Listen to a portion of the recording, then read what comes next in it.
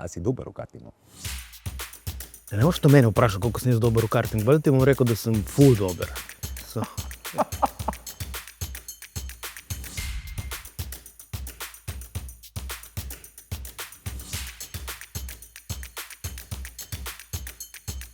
Meni je fascinantno danes biti tukaj na tejle stezi. Vedno, ko pridem na to stezo, je nekaj impresivnega. V Sloveniji poleg te sem še v VUP-u, v Ljubljani. Ja. Indoor multilevel je samo tak, ki pač ni odprta za javnost. Ja, in vedno sem fasciniran, da v Sloveniji obstaja firma, ki v globalnem smislu dela take amazing stvari. Tako da, Jernej, hvala, da si se odzval na to vabilo in smo lahko pripeljali danes v Izolo rumeni stol in je pobegnil malo iz B2BI prostorov in prišel sem. Tako da res hvala, Jernej, da si se odzval na tole vabilo. Z veseljem, hvala vam, da ste dali pobudo in tudi z veseljem delim kakšne insighte v industrijo, v kateri delamo. Pa sledim tvojim vprašanjem. Ja, najprej zadnjič, ko sva se slišala, si rekel, se peljem v Imolo. Drži. Imaš odprt projekt tam v Imoli? V Imoli smo v bistvu zaključili enega lepših, bolj strastnih projektov v zadnjem obdobju. Okay. In Imola je na nek način ena od prestolnic racinga. Oni so v Valle dei Motori, dolini motorjev. Tam je tretji sosed je Lamborghini, četrti sosed je Ferrari, polje tam za gričem je Pagani. In ta del Italije še vedno čuti te motorje. Za njih so avtomobili še vedno avtomobili in veliko manj naprave. In se je to odrazilo tudi na tem projektu. Zdaj mi kot 360 karting, bo kasneje o tem, kaj pravzaprav naša industrija je, ampak mi imamo 3 osnovne formate. Atrakcije, ki jo gradimo, in prvi format je ride, kjer ljudje uživajo v rajdu. Imamo rental format, kjer uporabniki, vozniki tekmujejo s časom, in imamo format race, ki nima neposredne povezave z tekmovalnostjo, ampak vzpodbuja to tekmovalnost in vozniki tekmujejo en z drugim. In race so precej redki projekti. Ta v Italiji, v Imoli je race in se imenuje The Way Imola. Je del ene širše franšize italijanske, ki zdaj lepo raste in smo prav tako, bom rekel, lep projekt. In narejen z veliko duše, z veliko strasti. In bom tudi iskreno povedal, z številnimi napakami, ker smo ves čas odkrivali nek nov horizont na tem projektu. Je to projekt, ki te da čez rob svojih sposobnosti, ki te izboljša. Te nauči, ti da tisto korajže, da narediš pol koraka več, kot bi si ga načeloma upal, ampak imaš znotraj celotne projektne ekipe tudi dogovor, da če naredimo potem pol koraka nazaj, smo samo preizkusili, do kam gre in potem najdli trdno podlago. In tak projekt, ki je bil zdaj ta Imola, koliko časa traja, da naredite celo karting? To je taka proga, ko je ta, ko sva zdaj midva na njej? Veliko večja. Koliko je sploh ta tukaj v Izoli, v vaših prostorih sva? Koliko je ta velika? Koliko je dolga? Namen te proge, to je tipičen ride format, ki ne da samo omogoča vožnjo kot fizično izkušnjo za voznika, ampak omogoča tudi tale competitive socializing, tekmovalno druženje na podlagi gamifikacijske tehnologije. Mi imamo tukaj implementiran en algoritem. Ta kartodrom The Way Imola je bistveno večji. Danes sediva na 700 kvadratnih metrov veliki stezi, tista je pa 8000 kvadratnih metrov velika. Malo je večji. Je večji. Ta je tak, ki je Super Mario, je v redu, če rečem tako, da je Super Mario uživa? Super Mario je pač blagovna znamka, je neka pionirska zgodba, ki je že v tistih letih, ko se je Super Mario rodil, nakazovala na to, da bi bilo možno tale sloj fizične izkušnje, mi smo strašni zagovorniki fizične izkušnje na tej atrakciji. In fizična izkušnja je to, kar čutim kot voznik, ko me sili v levo, v desno, naprej, nazaj, gor, dol, ne? In to ustvarjamo s temi 3D trajektorijami. Super Mario je tisti, ki je nakazoval, da se bo fizično izkušnjo dalo nekoč nadgraditi z neko digitalno izkušnjo.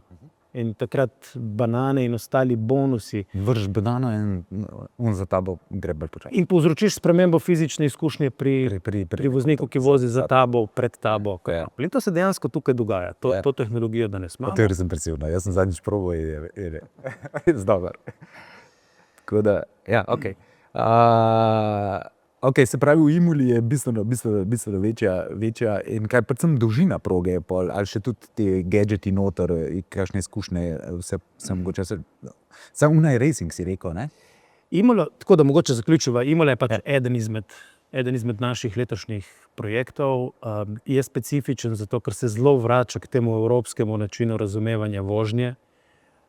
Gre za go-karte z termičnim, torej motorjem na notranje izgorevanje, v indoorju, in res trka na tista zelo tradicionalna avtomobilistična čustva italijanske populacije. Mi delamo večinoma na trgih, kjer to ne bi funkcioniralo. Oziroma ne bi bilo sprejeto tako, kot je sprejeto konkretno v tem severno-italijanskem bazenu. Meni je bilo zanimivo tvoje vprašanje, vprašal si me, v kakšni industriji mi pravzaprav delamo. Ja. Je to še nekaj, kar te zanima? Absolutno. Nadaljuj. Povej. Vsak dan hodiš v službo in ko te nekdo vpraša, v kakšni industriji ti pravzaprav delaš, ne, se za trenutek ustaviš in se vprašaš, mislim, moraš malo pomisliti, ne.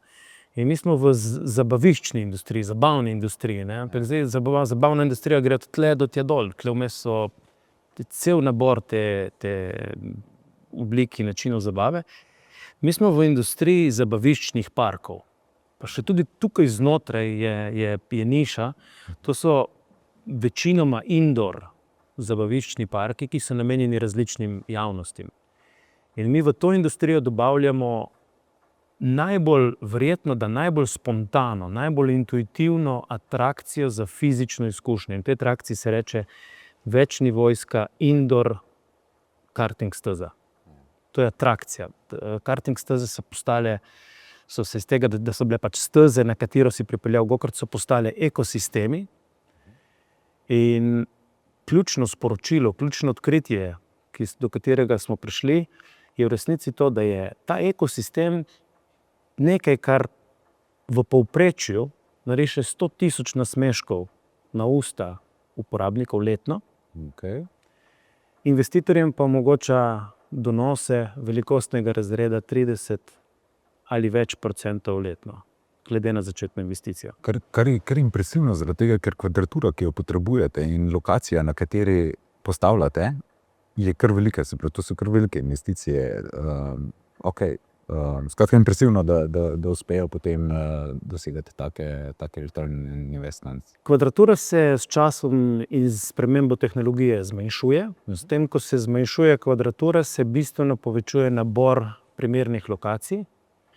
In v tem razširjenem naboru primernih lokacij karting, multilevel indoor karting dobiva dostop do zelo premium lokacij. Kot so premium shopping malli, kot so premium centri za družinsko zabavo v dobesedno središčih mest. In če mi mogoče zdaj našteješ nekaj evropskih držav, zelo verjetno bo ugotovila, da je 360 karting v enem izmed teh mest že postavil tako atrakcijo, če ne v samem centru, pa zelo blizu centra mesta. Se pravi, vaš biznis je postaviti v tej zabavni industriji tako progo, tekmujete še z drugimi takšnimi, dajmo reči, produkti, ne? Globalno in nastopate pa globalno, vse povsod po svetu prodajate. Mi pokrivamo vse kontinente. Mi delujemo na globalnem trgu, delujemo sicer v širši skupini, ki se imenuje The Leading Karting Alliance.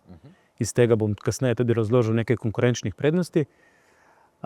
Delujemo na vseh trgih in ne bi pa se čisto strinjal s tem, da mi tekmujemo z drugimi atrakcijami.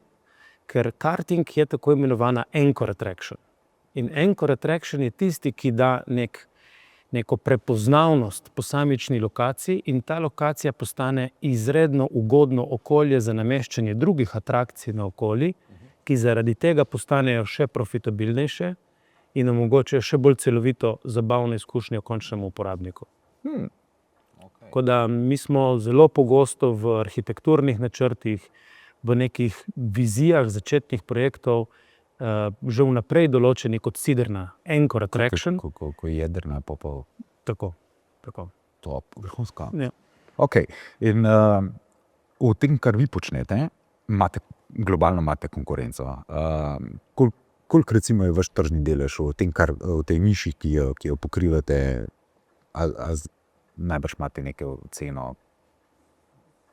Industrija, Koliko projektov na leto se v resnici na svetu to naredi, takih?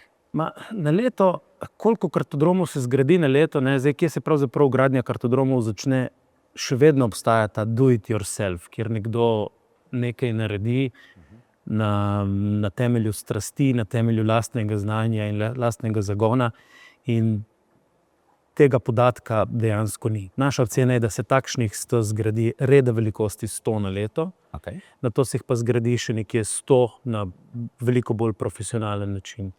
In mi smo znotraj tega, je naš globalni tržni delež reda velikosti med 30 in 40% v tej specifični kategoriji. Kar je impresivno. Ja, smo tudi začetniki te industrije. Si bi prej rekel in zdaj, imate zelo visok tržni delež, prej sva se pogovarjala, zaposlujete samo ta mesec koliko 9 ljudi. Torej imate občutek, da lahko še rastete, da je tak visok tržni delež pa občutek rasti, ali bo sam market rastel ali boste zavzemali kolač? Zasičenost trga z fizično izkušnjo je relativno nizka. Mi smo na nek način novost. Karting je poznana zadeva od sredine 60-ih let. Je pa res, da je karting postal čist, varen in tih in s tem primeren za nek popolnoma drugačen tip javnosti šele v zadnjih 10 letih. In je to v bistvu začetek nove krivulje te atrakcije, ki naslavlja popolnoma, kot sem rekel, drugačno javnost, naslavlja ljudi, ki niso primarno iz dirkaškega sveta, ampak si samo želijo uživati v 3D trajektoriji, ker kot vidimo, mi ljudi spravimo v prostor. Ne izkoriščamo samo površine, spravimo jih v prostor. In tako da zasičenost trga je tukaj relativno nizka in vidimo še ogromen potencial za rast. Ni pa to razlog, da bi lahko zaspali bodisi na lovorikah ali pa si predstavljali, da smo vpluli v nek varen pristan, kjer se bo vse dogajalo samo. Inovativnost in konstantna skrb, da naš kupec in tudi njegov kupec, mi servisiramo investitorja v atrakcijo, investitor servisira voznika, uporabnika, skrb za koristi teh dveh pri nas ostaja zelo visoko na lestvici prioritet. In tukaj je treba vsakodnevno obrisati prah iz razumevanja, kje korist zares je. In kako našo atrakcijo narediti enostavno za razumevanje, enostavno za nakup in enostavno za uživanje. Končna izkušnja. Ja. Končna izkušnja. Zdaj si se malo dotaknil konkurenčnih prednosti, ki jih vi zasledujete. Se pravi, Ensol 360 je inovativno podjetje, postavili ste marketo, odkrili novo dimenzijo. In zdaj skozi gradite na te inovacije, če prav razumem. Jaz mislim, da inovacija je v resnici na nek način odzivanje organizacije, odzivanje podjetja na dejanske potrebe kupca. Zdaj, če si malo bolj proaktiven pri temu, je ta nivo inovativnosti še toliko višji, ampak inovacija, ki nima podlage v potrebi kupca, se malo bojim, sama sebi namen. Ne bo možno monetizirati, seveda. Težko bo, ja. Ampak glavne potrebe kupcev so kaj? Zmanjšati kvadraturo? Narediti hrup je bil omenjen? Kaj so te stvari, ki vas že, kaj so izzivi, ki vam jih postavljajo? Če gremo mogoče pol koraka više, investitor primarno zasleduje donos. Ne? Ampak zdaj mi vsi nekako smo, po mojem, dovolj zreli v poslu, da vemo, da samo od donosov, prav nekega strašno nasmejanega življenja, si ne moramo predstavljati, se ne moramo imeti neko poslanstvo. In ponavadi investitorji, poleg tega, da zasledujejo donos, zasledujejo tudi to, da prinašajo v svoje okolje, prinašajo nek moment sreče, nek moment nepozabnega doživetja. Ki je spominal. In jih to polni. Tako da definitivno je tukaj to. Zdaj, končni uporabnik, tisti, ki vozi karting stezo in uporablja karting atrakcijo kot tako, njegova potreba je definitivno nepozaben trenutek, ki temelji na druženju in temelji na tej fizični izkušnji v precej varnem okolju.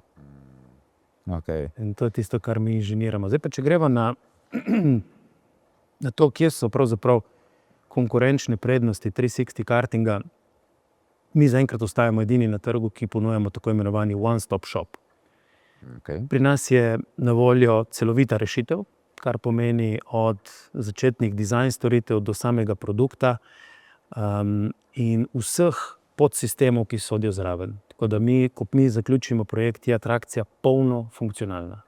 In mi te kot investitorja ne naslavljamo na druge dobavitelje, ker lahko sami zagotovimo celovitost.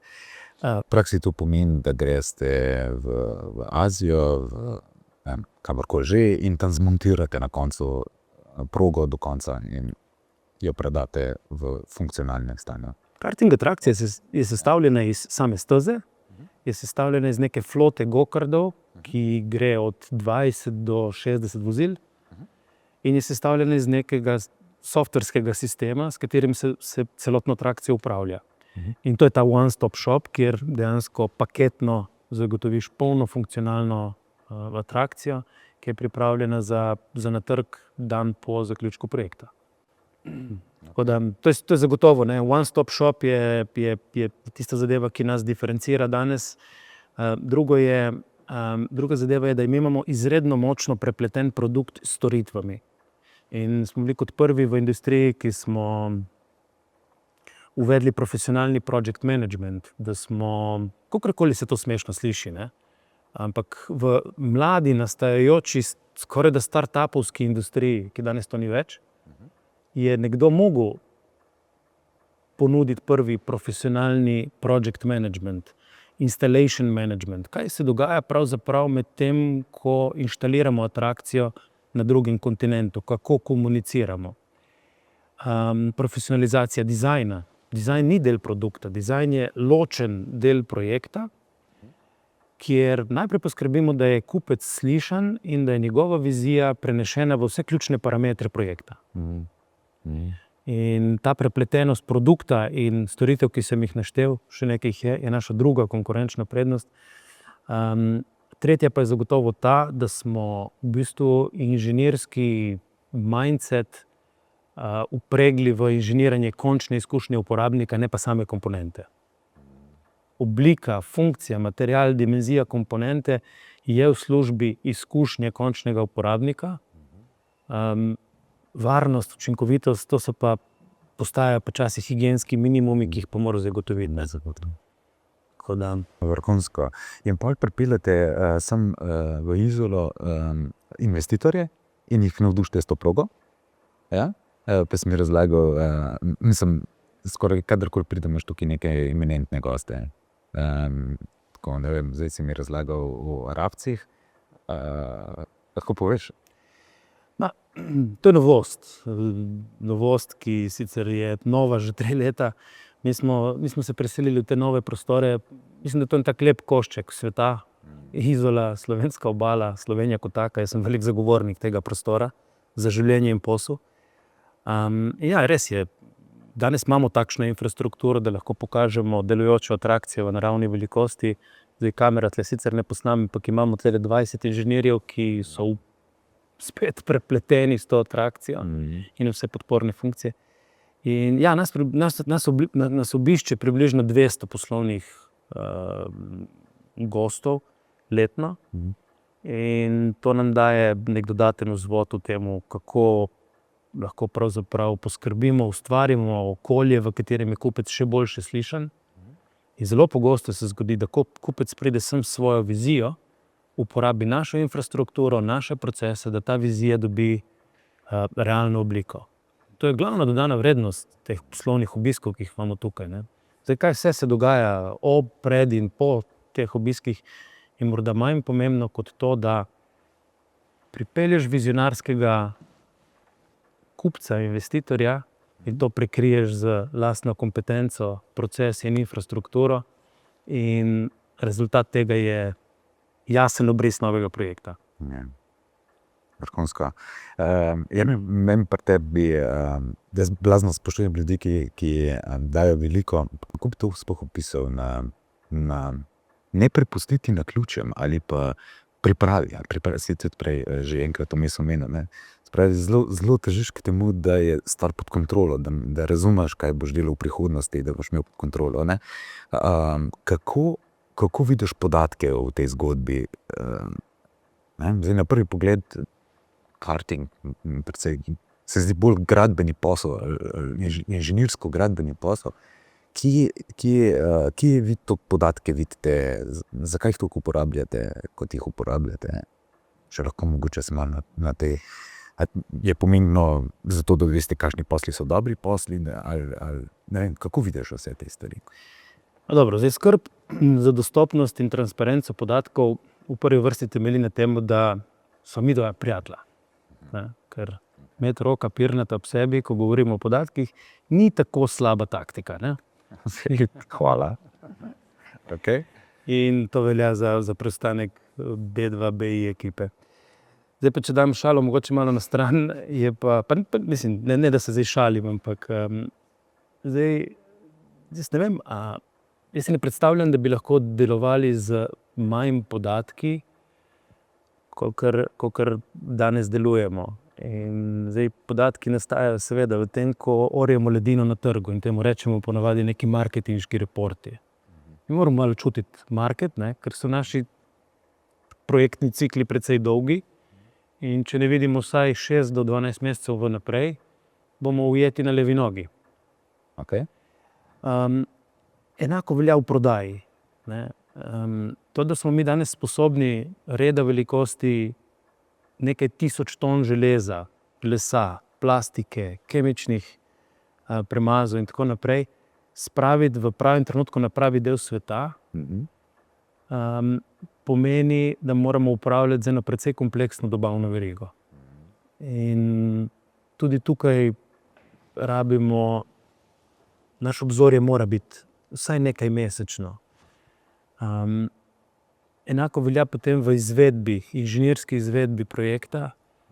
Spet dostopnost in transparenca podatkov olajšajo stvari, ne. In zdaj toliko časa imamo vsak dan, zdaj del tega časa porabimo za iskanje podatkov, tega istega časa ne bomo porabili za ustvarjanje dodane vrednosti. In nič več, nič manj od tega. Ko so se spoznala, je bila vaša higiena podatkovnih virov, ne, zelo na visokem nivoju. To moram povedati, ne, ker vi ste že prešli kar nekaj korakov, ste naredili zato, da ste kvaliteto podatkov že samo po sebi dvignili. Tako da pri vas je bil recimo relativno zanimivo, seveda data cleaning, urejanje podatkov, vedno, ko pridejo podatki v nek reporting, se vidi, kaj vse je narobe noter v sistemih, pa se bolj popravi, ampak prvo se je bila ta higiena, se mi zdi, kar na visokem nivoju, ne. Se pravi, ste z samo digitalizacijo začeli že kar nekaj faz pred tem, ko so se midva spoznala, ne, čisto. Dobro, mi smo se ko so se midva spoznala, oziroma ko so se naši podjetji začeli spoznavati, mi nismo bili več startup, mi smo bili v neki scale-up fazi. Takrat smo mi bili že globoko procesno organizirani. To je tudi eno dodatno poglavje, ki bi ga bilo mogoče nekoč vredno razložiti. Ampak vi ste očitno imeli močno potrebo po tem, da ste podatkovne vire že prej začeli urejati, ne? Spraviti na kup projekt, ki je sestavljen iz 10 000 kosov, in ga skombinirati z naročnikovo časovnico, izvedbenimi roki in fizičnimi razdaljami med lokacijo, kjer projekt nastaja in kjer bo projekt na koncu zmontiran, je preprosto nekaj, kar Kar ne moreš zahteva z nekim. globlji vpogled. Ja. To je super. Kako pa vidiš podatke, ki jih same te steze generirajo? Vidiš v njih prihodnost teh podatkih, ki se pravi, vi zmontirate tako stezo v Ameriki in potem ona generira neke podatke. A boste te podatke v prihodnost ali jih že mogoče uporabljate v produktu ali vizija to tudi kaj uporabljati? No, zdaj, če postaviva mogoče to... Zdaj smo se pogovarjali o biznis podatkih, o obvladovanju procesov, kako vidva prihodnost, kaj pa sam produktni vidik? To je odlično vprašanje, Roki, in to je res dobro izhodišče, kje pravzaprav vidimo v bodoče dodatno brušenje, naše iskanje ostrine v oblikovanju uporabniške izkušnje.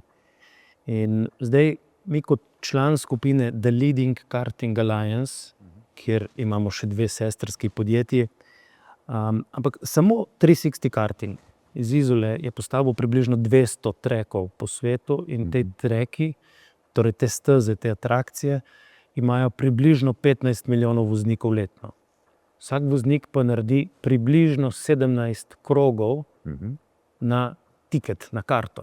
Tako da v resnici govorimo o približno 230 milijonih prevoženih krogov na stezah, ki jih je zgradil 360 Karting.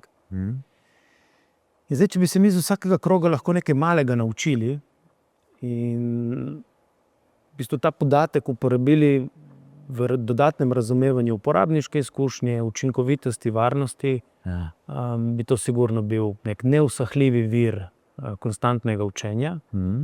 Bom pa zelo iskreno povedal, da tukaj še iščemo tehnološke poti, kako te podatke pripeljati v hišo.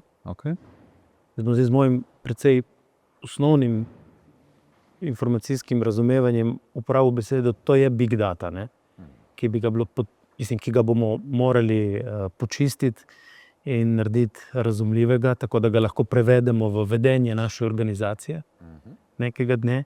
Ampak to ostaja en zaenkrat še neraziskan horizont. Se bova pogovarjala pa še malo prav. Prekineva, pa greva tako naprej to rešiti. Ja, to so super izzivi. Ampak dajva nadaljevati zdaj. Skratka, ogromen potencial v tej zgodbi.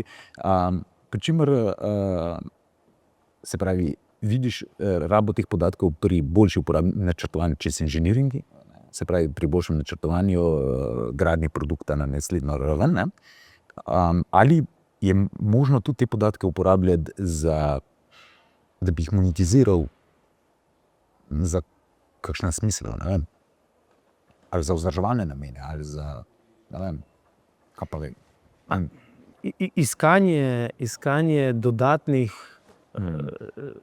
dimenzij uporabniške izkušnje je sigurno del naše bodoče storitve. In na tej storitvi seveda se ustvarja neka dodana vrednost in jaz vidim monetizacijo na ta način. Da bi tukaj neposredno to zadevo monetiziral, bolj vidim možnosti za monetizacijo. Prav skozi dejansko nadgradnje tega, kar že danes počnemo, še na nekem drugem nivoju in mislim, da bi to lahko bila realnost v naslednjih letih. Definitivno pa smo najprej poskrbeli za to avtomatizacijo in ubijanje repetitivnih taskov znotraj organizacije, preden bomo šli v korak, ki bo naslovil vse končne uporabnike prav na tem istem področju. Ok. Jernej, vi delate take proge koliko časa? Koliko časa se ukvarjate s tem? Mi smo na trgu od leta 2012, tako da zdaj v bistvu teče 14. leto. Ja. In vsako leto prinese nekaj novega, vedno manj je ribic v našem bazenu in vedno več je morskih psov, če lahko rečem tako v smislu situacij. Se znaš vrniti v tisto, ko ste prvo progo delali? Ko sploh prideš, kje ste prišli do tega, da ste, kakšna je bila tista prva proga? Kje sploh je? A že? Obstaja in v resnici je bilo zanimivo to, da smo sočasno gradili 2 prvi progi. Ena je še danes aktivna v Milanu, druga je pa še danes aktivna v Romuniji, v mestu Temišvar. To sta bila naša dva prva projekta. Mi smo začeli zelo inženirsko. Zelo smo začeli kot razvijalci in kasneje dobavitelji komponent za dirkališča. In te komponente so bile varovalni sistemi za dirkališča. Okay. To je to, kar vidimo. Te ograde. Ja, to je zdaj čisto nova generacija, ampak začeli smo čisto kot poznavalci komponent. Okay. Kasneje smo prerasli na nivo dobaviteljev projektov. Outdoor, to so bile so indoor. Ja, outdoor in indoor. Ker se je takrat indoor se je takrat začenjal šele, ne? Govorimo o letu 2012, 2013, 2014. Mi smo od dobavitelja komponente, ki pravi, ne, dobavitelj komponenta pravi, tukaj je komponenta, ta komponenta je fajn, je iz dobrega materiala in relativno malo stane, če bi jo želeli kupiti, nam pač to plačajte in pridete si jo iskati. Tako, to je arhetip dobavitelja komponente, ne. In iz dobavitelja komponente smo nekako prerasli v projektne vodje. In smo začeli integrirati prve storitve v to in smo začeli jamčiti, da naše komponente dejansko pašejo v kupčevo situacijo. In to je bil projekt, takratno razumevanje projekta. Kasneje smo dodali funkcijo tudi nekoga, ki razume poslovne potrebe poslovnega kupca.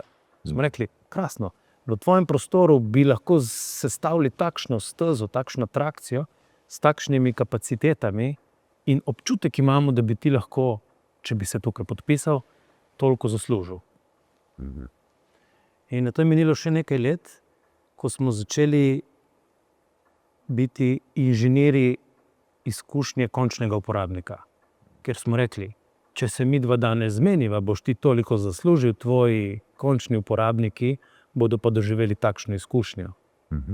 In tebe bodo videli kot nekoga, ki si jim to izkušnjo omogočil.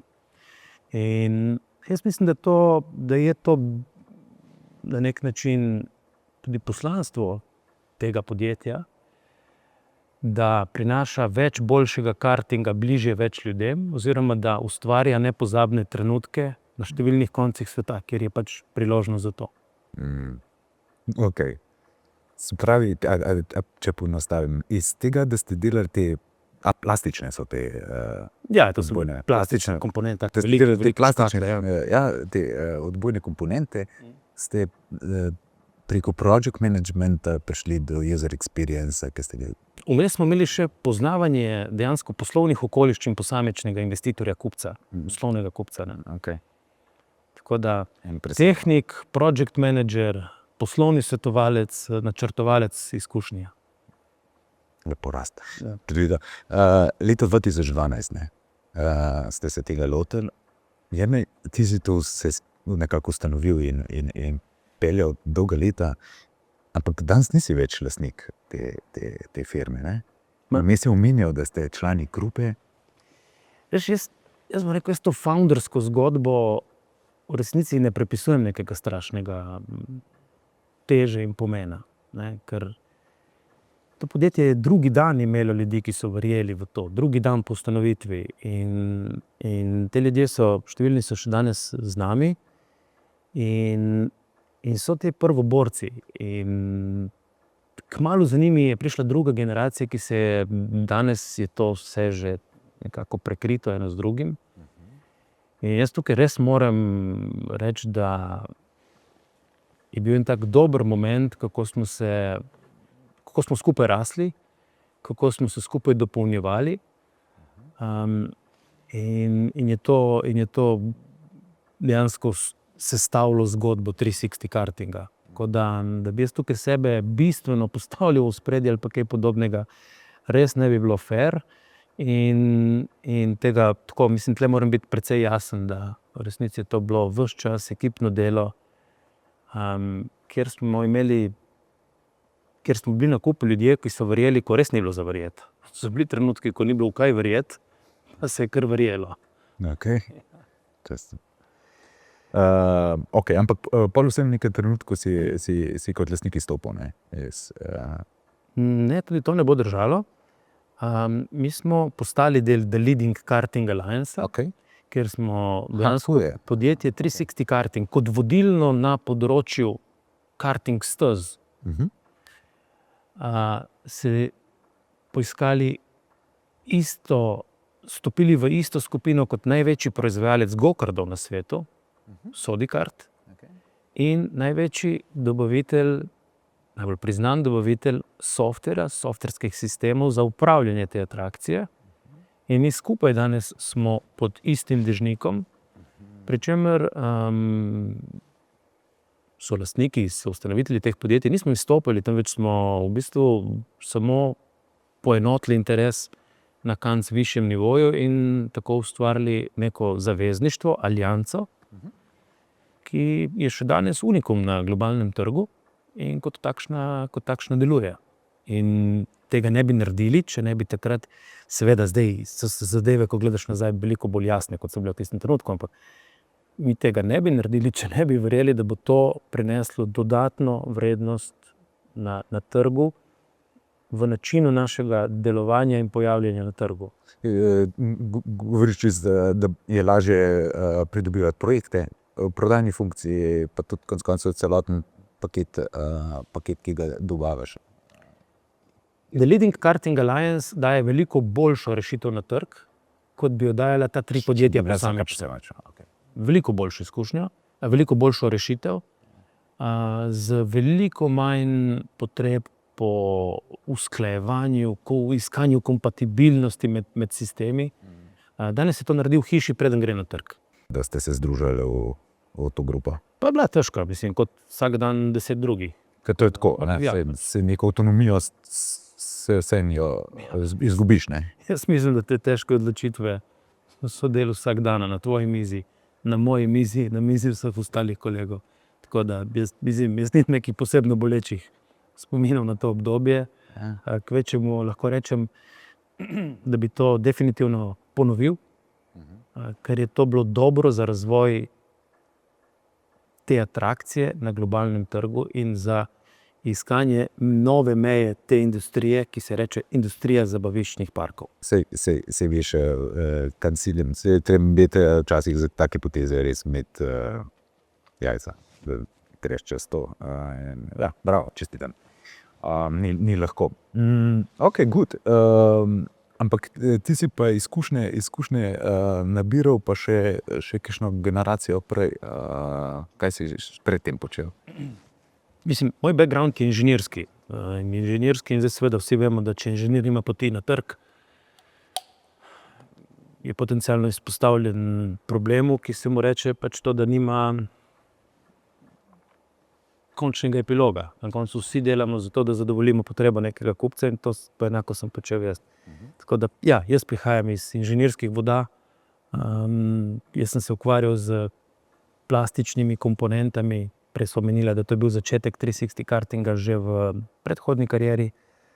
Danes počnemo to isto stvar v bistveno drugačnem konceptu, ampak na koncu dneva je še vedno preplet produkta in storitve, ki daje neko rešitev kupcu. Ja. Tudi od takih ljudi, kot ste v B2BI-ju, ker pač vi bi lahko tudi rekli, da vi nudite IT-ovske ure na trgu, Ja. Pa ste šli precej korakov dlje in ste v bistvu dali podatke v vlogo tvorcev nekih zgodb, ki izboljšujejo vsak dan nas, ki uporabljamo vašo storitev. In mi smo naredili zelo podobno zadevo, kot ste naredili vi s podatki, smo naredili mi s komponentami plastičnimi. In vidim veliko paralel in se ti, bom rekel, tukaj tej priložnosti lahko priklonim tebi in ekipi. Znate biti zakomplicirani včasih, znate iti nasproti, ko ni potrebno in tako naprej, ampak to imamo radi, ker ste igralci. Že dosti precigan, upam, da se kaj učimo z tega, ampak... No, za vse gledalce Rok Pirnat veliko ve o prodaji, tako da... Bom kot kompliment vzel. Tako je bilo mišljeno. Je poanta tega, da jaz sem zagovornik neke vendarle avtentičnosti. Jaz včasih interese da mu reči tako, mogoče bi bilo pametno, kdaj ne izreči kakšne besede, jaz kar vse izrečem. Se mi zdi, da potem vse nek odnos razvijaš, ker se ve, da nisem tako diplomatski in taktičen v vsaki potezi. Mogoče včasih zaradi tega, kakšno, veš, poleg te. Ko si že rekel. Super si Rok. Včasih. Dobro pogajalec, moram reči. Ti si na robe stavljen, jaz, ne pozabiti. Jednej, kaj ti počneš za to, da balansiraš stres? Ali si nasploh nadarjen na to, da dobro obvladuješ stres, pa ga ne čutiš niti kaj dosti, ali je vseeno treba ga malo? Kako ti, Rok, definiraš stres? Kaj tudi smo živčani, veš, pa da slabo spiš po noči. Dobro, mislim, stres je, ko si nekje, kjer si ne želiš biti. Neka negotovost, neverjetno. Ja. Nimaš dobrih rešitev za problem. A to sploh obstaja, da bi poslu imel vse rešitve? Pa tudi v življenju. Ne? Zdaj, mislim, veliko govorimo o tem stresu, ampak jaz ne vem, če je res vse stres, kar mi pojmujemo kot stres. In zdaj, ko naletimo na neko oviro, je to zdaj kar stres. In zdaj smo kar vsi bi se mogli nekako zdaj zdraviti zaradi situacije, v kateri smo se znašli. Ampak jaz si kar ne predstavljam, niti v starih časih, da je vse teklo gladko, brez ovir. Zdaj, če nam ta ovira je povzroča nek stres. Ampak so to del igre v življenju in poslu, ne glede na to, kaj počneš, kje si in kako si. Ne? Ker če tega ni, bolj jaz mislim, da atrofiraš kot organizem, kot osebnost. Ne? In čisto po knjigi imamo te 3 F-je. Ne? Family and friends, fitness and health in finance and career. Ne? Ja. Jaz sem po angleško povedal, ker te 3, mislim, bi lahko najdli še kakšen F, ampak te 3, iskati ravnotežje med temi 3, je, jaz mislim, da nek recept, ki bi mogel vsak odrasel, samostojen človek slediti. A veliko delaš? Veliko delam, veliko časa preživim na poslu. Je pa res, da tudi to ni črno-bela zgodba. V poslovnem življenju imam veliko osebnih zgodb, ki me navdihujejo, ki mi vračajo tisto energijo, s katero se jih lotevam. In ja, se zgodijo tedni, ko smo 60 ur v enem tednu v pisarni ali pa poslovno vpeti.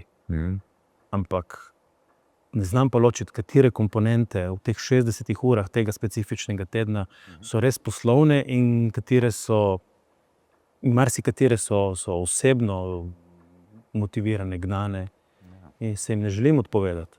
Tako da nisem velik zagovornik tega a priornega definiranja stresa. Čim na nekaj naletimo, čim nekaj ni v redu, evo zdaj stres. Ja. Pa ti vračam vprašanje, a se strinjaš z mano, a imaš tudi ta občutek? Ne, Sem jaz na rumenem stolu, razumem. ja. Veš kaj, ko pridem tukaj k vam na obisk,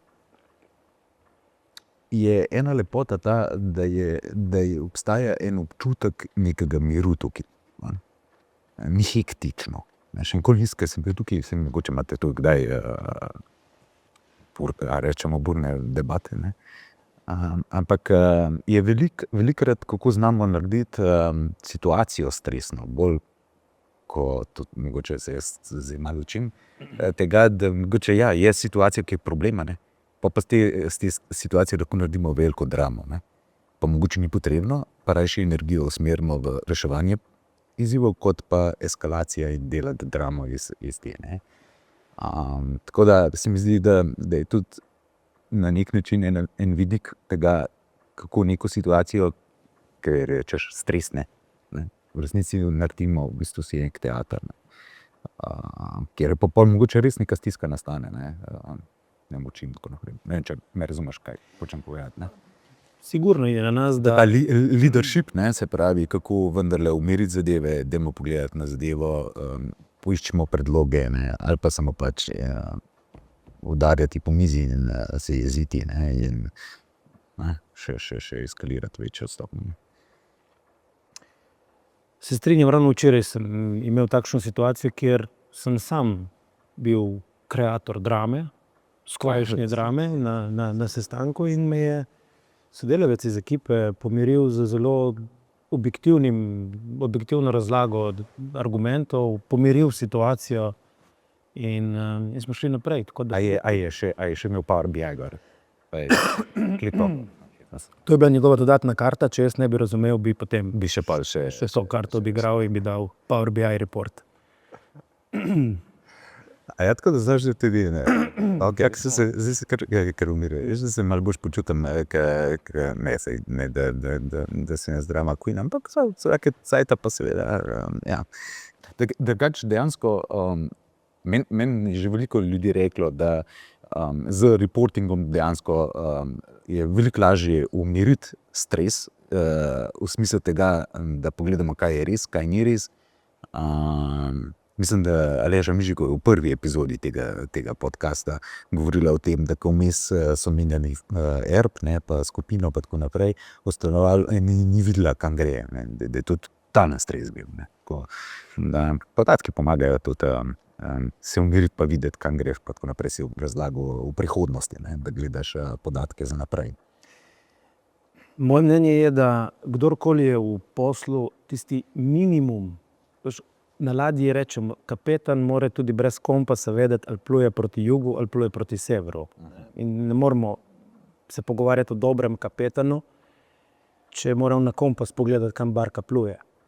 In enako je v poslu. Ne. Za vse, kar je pa več od severa pa juga v plovbi, se pravi v vsakodnevnem poslovnem življenju, je pa zelo dobro dobiti stvari, za katere vemo, da obstajajo, ampak si poenostaviti pot do teh podatkov, predvsem pa njihove interpretacije. Zdaj, tisto, kar sem jaz ugotovil, sem se naučil skozi projekt, ki smo ga delali, konec koncev je to še vedno živ projekt v nastajanju, s Power BI-jem ob vaši pomoči, je dejansko to, ne, kako v bistvu podatek pretvoriti v neko informacijo in potem pa je na business leadershipu, da s to informacijo povzroči spremembo nekega vedenja na boljše. Zdaj, tako tle odpreva širšo debato, kaj je to na boljše, ne? Ampak kako dejansko podatke uporabiti kot sprožilce nekega izboljšanega vedenja. In tega smo zelo veliko dobili. Dal konkreten primer, sales report, transparenten sales report, ki kaže, da imamo pomanjkanje prihodkov čez 4 mesece, mora spremeniti vedenje na boljše, da gremo do kupca, ki je najprimernejši, da lahko ta problem rešimo in da se tam odzovemo na način, da bomo sklenili poslovni dogovor, mogoče pod slabšimi pogoji, ampak vsaj ga bomo imeli in ne bomo tam dol videli luknje v prihodkih. In to govorim zdaj z vidika projektnega posla. To je eden izmed mnogih. Naša odgovornost ni samo to, koliko bo podjetje ustvarilo prihodkov in kako se bo to kazalo na finančnem bottom lineu, ampak je tudi spremljanje, vsako podjetje ima neke kapacitete in zmeriti kapacitete podjetja v enem inženirskem oddelku je, jaz sem mislil včasih, da je to ni tako enostavno. No? In preobremeniti inženirje, brez da bi se tega zavedal in jih kasneje celo obtožiti, da so prepočasni, je neodgovorno. In mi smo se tega učili nekaj let in danes to razumemo. In razumemo, da so inženirji tisti, ki v veliki večini primerov prinašajo rešitve na mizo, pa naša odgovornost, da pripravimo dovolj dobro stvari, da lahko oni to nalogo izpolnijo. In tudi tu nam pomagajo podatki, ki se jih počasi iz dneva v dan, verjetno do zadnjega dne pred penzijo, učimo pravilno interpretirati. Je pa res, recimo, jaz pravim, ne, da analitična zrelost organizacije se kaže potem, ali gledaš številke predvsem za nazaj, ali gledaš številke predvsem za naprej. Tako da veliko govoriš o pravzaprav podatkih iz prihodnosti in jaz mislim, da to je spodbuda tistih, ki še ne. Se pravi, mindset, tudi mi smo se ogromno v zadnjem času s forecastingi, s planningi, s slot managementom, se pravi, razporejanje kapacitet in tako naprej ukvarjamo in tako naprej, ker je pravzaprav to način, kako lahko prepoznavaš ozka grla, kje bo v prihodnosti problem in se z njim ukvarjaš. Lepo videti pa tebi ves čas ste nam tako dobro dali delo, da smo tebe projektno pisarno, tiste slote zlagali, tako da bo enkrat pokazal, webinarju, to je dobro. Bi te tukaj za trenutek prekinil, ne? Vsa tista energija, ki pravzaprav gre v management nekega kaosa, ki izhaja iz pomanjkanja podatkov, ko enkrat se te zadeve uredijo, ne? In to spet ni črno-bela zgodba, ampak enkrat, ko te zadeve začnejo dobivati nek višji nivo, se ustvari neka nova količina časa. Jaz mislim, da je zelo pomembno tudi, da podjetje potem, organizacija, vsak od nas, zna to novo količino časa, ki smo ustvarili, zaradi tega, ker smo malo izboljšali urejenost, da znamo to pravilno razdeliti tako, da na eni strani damo še en prispevek k izboljšanju poslanstva, na drugi strani pa, da se tudi izboljšamo naš življenjski vsakdan in da si izboljšamo trenutek v prostem času. Ne? In jaz mislim, da ste vi ste v resnici dobavitelji tovrstnih rešitev in že dolgo niste več podatkovna informacijska firma, ne? Ampak što sem se jaz naučil od tebe, tako da zdaj pač prodajam prepričanemu. Ko ne razmišljaš o poslu, kaj počneš? Kar močno vprašanje. Kaj so tvoji hobiji?